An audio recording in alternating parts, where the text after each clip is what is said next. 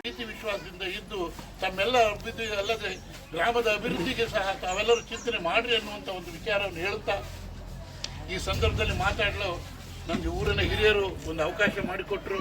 ಬೆಳಗ್ಗೆನೆ ಬಂದು ಕೇಳಿದ್ರು, ತಾವು ಪೂಜೆ ಇಟ್ಕೊಂಡಿದ್ದೀರಿ ಬರ್ರಿ ಅಂತ ಹೇಳಿ.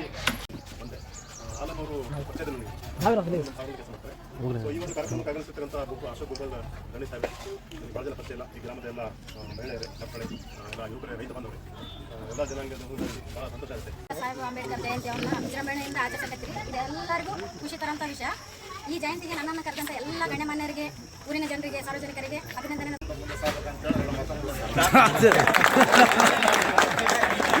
ಧನ್ಯವಾದಗಳನ್ನು ಕೊಡ್ತೀನಿ. ಅದೇ ರೀತಿಯಾಗಿ ಡಾಕ್ಟರ್ ಚಂದ್ರು ಸಾರಿ ಕೂಡ ನಾನು ಧನ್ಯವಾದಗಳನ್ನು ಕೊಡ್ತೀನಿ.